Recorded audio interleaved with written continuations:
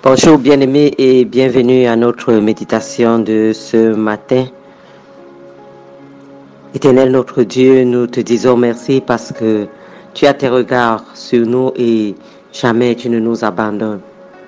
Tu as dit qu'une femme qui est accouchée de son enfant pourrait l'abandonner, mais toi, l'Éternel, jamais tu ne peux nous oublier, jamais tu ne peux nous abandonner. Tu as gravé notre image sur la paume de ta main. Tu nous aimes d'un amour inconditionnel, d'un amour éternel. Notre Dieu, tu es miséricordieux, tu pardonnes nos péchés et tu es très, extrêmement lent à la colère. Tu nous as donné l'accès au ciel d'une manière inconditionnelle et tu l'as donné de manière équitable. Tous ceux-là qui ont fait le choix de t'appartenir font partie de ton royaume. Père, nous te disons merci pour cela, parce que nous pensons que c'est par notre mérite, non. C'est un don gratuit qui nous vient de toi et nous te disons merci. Merci Seigneur Jésus-Christ. Merci pour ta présence dans notre vie. Merci pour être venu pour nous sauver de l'obscurité dans laquelle nous vivions, des ténèbres dans lesquelles nous évoluons. Et toi, tu as bien voulu nous faire quitter ces ténèbres-là pour ton admirable lumière. Tu nous as donné une porte de sortie. Oh Seigneur, nous te disons merci pour cela. Nous te prions et nous nous recommandons à toi pour que nous puissions continuer à pratiquer toute bonne œuvre et que à la fin nous soyons trouvés fidèles. Oui Seigneur, nous savons que notre récompense sera grande et nous te disons déjà merci pour cette récompense-là. Merci Seigneur, merci pour cet amour-là, cet amour sacrificiel qui en plus comble notre vie et en plus pour l'éternité, tu nous promets une récompense. Seigneur, merci.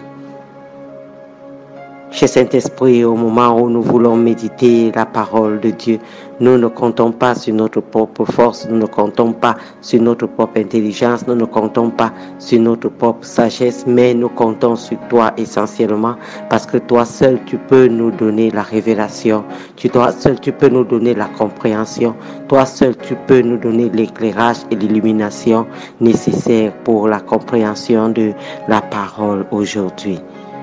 Et nous te disons merci pour cela. Alléluia. Bien-aimés, ce matin, nous allons méditer dans 2 Corinthiens 5, verset 10. 2 Corinthiens 5, verset 10. Et le thème de notre méditation de ce matin, c'est la récompense n'est pas pareille.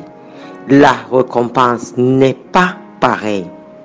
Je voudrais pouvoir dire ça avec plus de conviction, bien-aimé. Oui, la récompense n'est pas pareille. Ça, c'est notre thème de ce jour. Et nous lisons dans 2 Corinthiens 5, verset 10. La Bible nous dit, « Car il nous faut tous comparaître devant le tribunal de Christ, afin que chacun reçoive selon le bien ou le mal qu'il aura fait, étant dans son corps.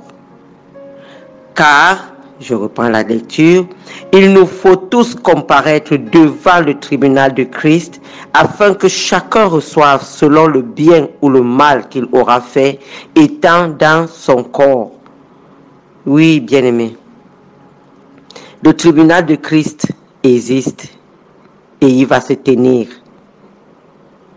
C'est le tribunal qui viendra juger non pas les non-croyants, mais les croyants, les chrétiens.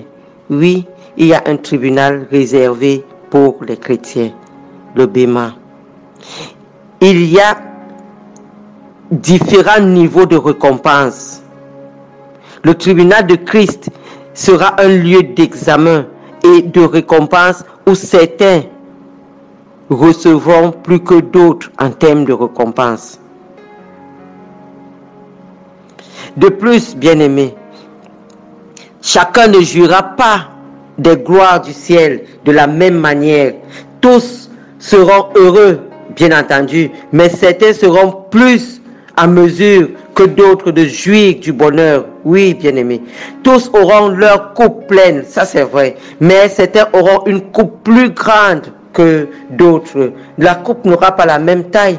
Nous n'avons pas fait les mêmes œuvres. Nous n'avons pas pratiqué les mêmes craintes de l'Éternel. Nous n'avons pas tout fait pour que l'Éternel soit notre délice chaque jour. Chacun a fait selon sa capacité, selon sa force, selon son bon vouloir, selon son désir.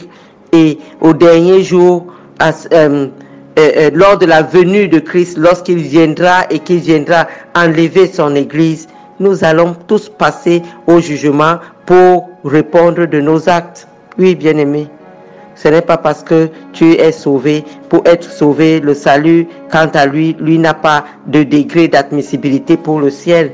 Le salut dépend de ce que, comme nous le dit Romains 10, verset 9, le salut dépend de ce que tu confesses de ta bouche le Seigneur Jésus et tu crois dans ton cœur que Dieu l'a ressuscité des morts.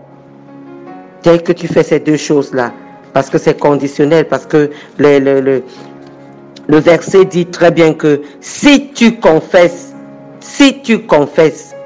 de ta bouche le Seigneur Jésus, et si tu crois dans ton cœur que Dieu l'a ressuscité d'entre les morts, tu seras sauvé. Voilà les deux conditions pour le salut. Et ça, c'est ouvert à tout le monde. Et il n'y a pas de degré dans ce salut-là.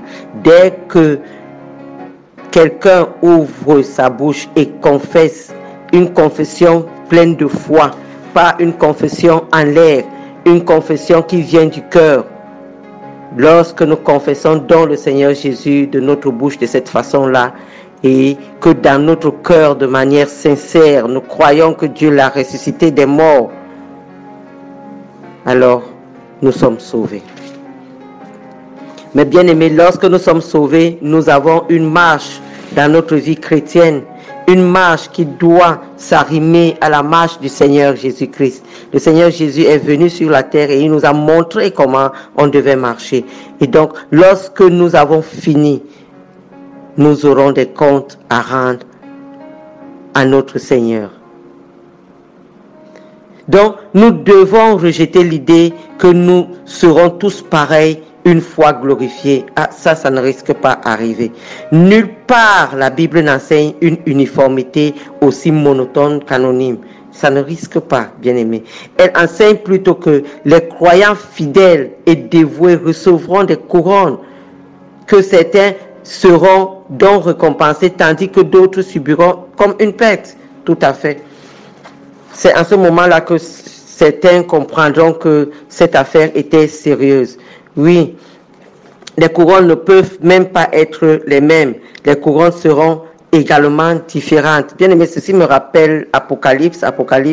Lorsque nous lisons, et ça c'est une recommandation, je vous recommande, et je recommande à chacun de nous de lire Apocalypse 2 et Apocalypse 3, donc de lire tout le chapitre 2 et tout le chapitre 3. Nous allons comprendre que la récompense n'est pas la même. Celle que le Seigneur promet aux églises n'est même pas la même. Et à l'église d'Éphèse, lorsqu'on est dans Apocalypse 2 au verset 7, à l'église d'Éphèse, il dit à celui qui vaincra, je donnerai à manger de l'arbre de vie qui est dans le paradis de Dieu. Là, il promet cela à l'église d'Éphèse. Et lorsqu'il va, par exemple, à l'église de Smyrne, Apocalypse 2 au verset 11, il dit, celui qui vaincra n'aura pas à souffrir de la seconde mort. Lorsqu'il parle à l'église de Pergame, nous sommes toujours dans Apocalypse 2 au verset 17, il dit, à celui qui vaincra, je donnerai de la manne cachée et je lui donnerai un caillou blanc et sur ce caillou est inscrit un nom nouveau que personne ne connaît si ce n'est celui qui le reçoit. Waouh! Et à l'église de Thyatire, qu'est-ce qu'il dit? Toujours dans Apocalypse 2 au verset 26. à l'église de Thyatire, il dit, à celui qui vaincra et qui gardera jusqu'à la fin mes œuvres, je donnerai autorité sur les nations, et il pètera avec une verge de fer, comme on brise les vases d'argile. Ainsi que moi-même, j'en ai reçu le pouvoir de mon Père, et je lui donnerai l'étoile du matin. Qu'est-ce qu'il dit à l'église de Sardes au chapitre 3? Au chapitre 3, à l'église de Sardes, verset 5, il dit, celui qui vaincra sera revêtu ainsi de vêtements blancs. Celui qui vaincra sera revêtu ainsi de vêtements blancs. Je n'effacerai point son nom sur le livre de vie, et je confesserai son nom devant mon Père et devant ses anges.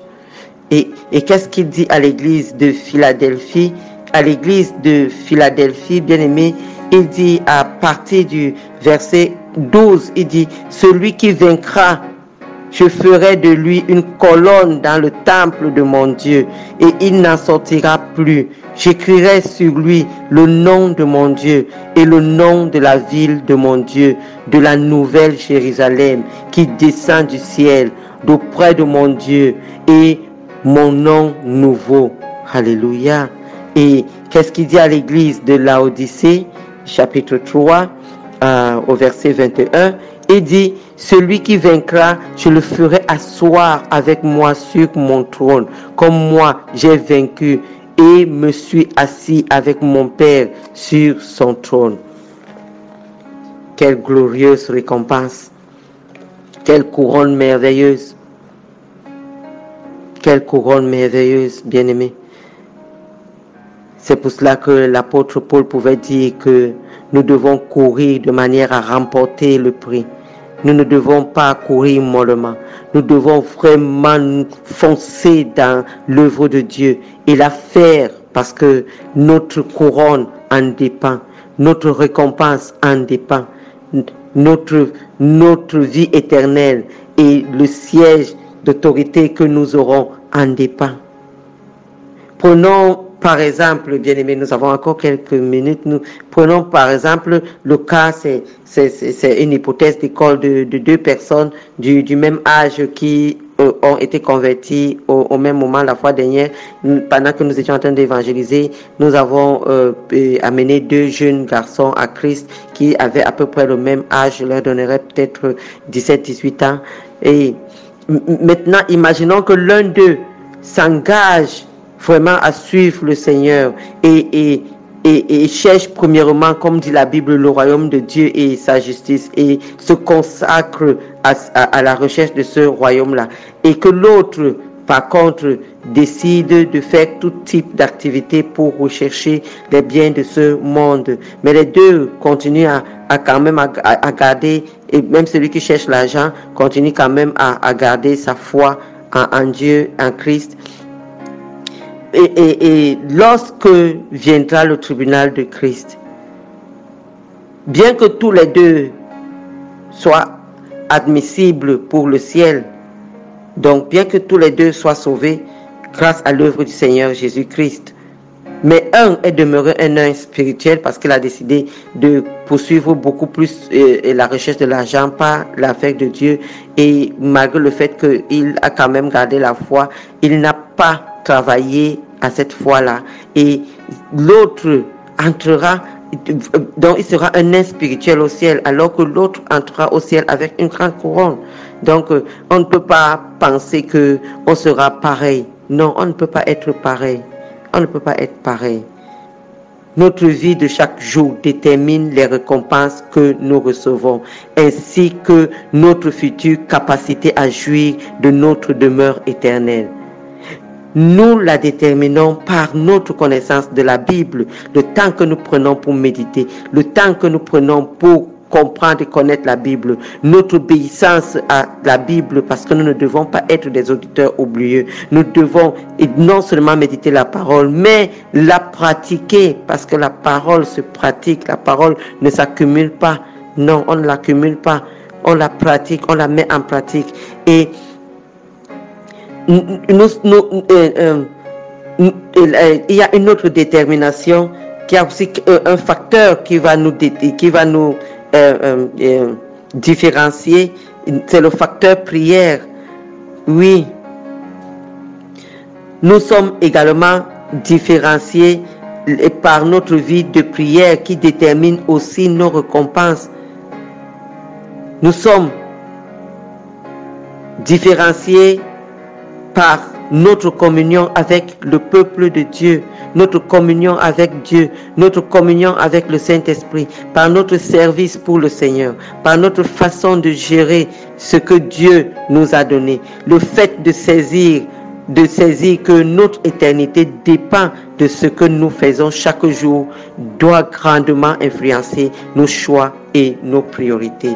Bien-aimés, nous devons choisir en fonction de notre éternité. Choisir de passer du temps à papoter, à ne rien dire, ou choisir plutôt de passer ce même temps-là devant la présence du Seigneur dans la prière, et donc de passer un temps de qualité avec le Seigneur. Donc notre façon d'entrevoir la récompense va déterminer et influencer nos choix sur cette terre. Bien-aimé, je vais m'arrêter là ce matin. Tu es abondamment béni.